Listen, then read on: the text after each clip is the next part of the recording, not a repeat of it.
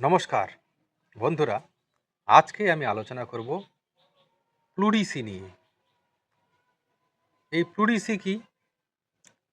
Pleurisy হলো ফুসফুসকে ঘিরে থাকা দুই স্তরের পাতলা ঝিল্লি, যাকে বলা হয় প্লুরা।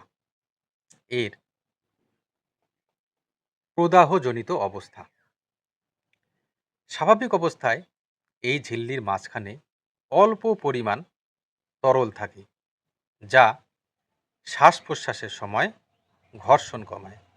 যখন সংক্রমণ, ঠান্ডা লাগা, নিউমোনিয়া, যক্ষ্মা, ভাইরাল ইনফেকশন, ফুসফুসে রক্ত জমাট, বুকে আঘাত বা অটো ইমিউন সমস্যার কারণে প্রদাহ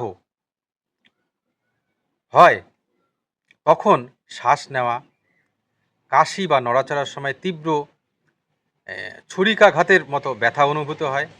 অনেক সময় এই ব্যথা এক পাশে সীমাবদ্ধ থাকে এবং গভীর শ্বাসে বেড়ে যায়। কিছু ক্ষেত্রে প্লুরার ভেতর অতিরিক্ত তরল জমে যায়, যাকে প্লুরাল ইফিউশন বলা হয়। এতে শ্বাসকষ্ট আরও বৃদ্ধি পায়। রোগীর জ্বর, শুকনো কাশি, দুর্বলতা, ক্ষুধামান্দ এবং বুক চেপে ধরা অনুভূতি থাকতে পারে। স্টেথোস্কোপে প্লুরাল রাফ শব্দ শোনা যেতে পারে। এক্স রে বা সাউন্ডের মাধ্যমে তরল জমা ধরা পড়ে। অবহেলা করলে দীর্ঘস্থায়ী জটিলতা বাড়তে পারে। তাই দ্রুত সঠিক চিকিৎসা অত্যন্ত জরুরি বন্ধুরা। হোমিওপ্যাথি চিকিৎসা লক্ষণ ভিত্তিক নির্বাচন করা হয় এবং রোগীর মানসিক ও শারীরিক গঠন বিবেচনা করা হয়। এবার আমি বেশ কিছু হোমিওপ্যাথিক মেডিসিন নিয়ে আলোচনা করব। প্রথম মেডিসিনটি হলো ব্রায়োনিয়া অ্যালবা।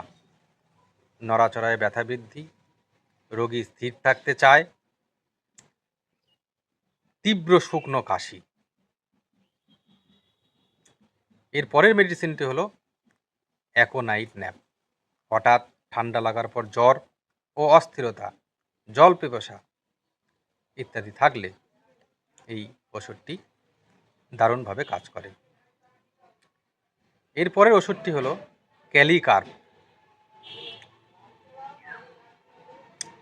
ক্যালিকার্প হচ্ছে ডান পাশে বেশি ব্যথা ও ভোরে কষ্টটা বৃদ্ধি পায়।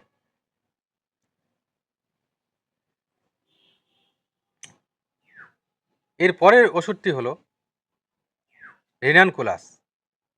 এই রেনানকুলাস পাঁজরের ফাঁকে সুচ ফোটানোর মতো ব্যথা অনুভূত হলে ব্যবহার করা হয়। এর পরের মেডিসিনটি হলো আর্নিকা মন্টেনা। আর্নিকা মন্টেনা আঘাতজনিত যদি কারণ থাকে তাহলে ব্যবহার করা হয়। নেক্সট মেডিসিনটি হলো সালভার। দীর্ঘস্থায়ী বা পুনরাবৃত্ত প্লুরিসি যদি হয় তাহলে এই সালফার ওষুধটি ব্যবহার করবেন বন্ধুরা। এরপরের ওষুধটি হলো ফেরাম ফসফরিকাম। এই ফেরাম ফসফরিকাম প্রাথমিক প্রদাহ ও হালকা জ্বরের ক্ষেত্রে খুব উপকারী বন্ধুরা। সাধারণত 30 শক্তি দিনে 2-3 বার করে কয়েকদিন ব্যবহার করতে হবে। তবে তীব্র অবস্থায় 200 শক্তির চিকিৎসকের পরামর্শ নিয়েই আপনারা ব্যবহার করবেন। যদি উন্নতি শুরু হয় তবে ওষুধ আপনাদের বন্ধ রাখতে হবে। রোগের সময় রোগীকে সম্পূর্ণ বিশ্রামে রাখা উচিত।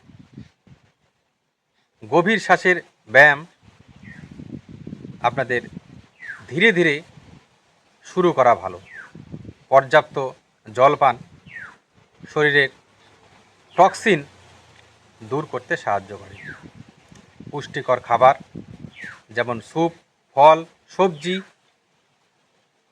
ইত্যাদি রোগ প্রতিরোধ ক্ষমতা বাড়ায়। যারা ধূমপান করেন তাদের সম্পূর্ণভাবে এটিকে পরিহার করতে হবে।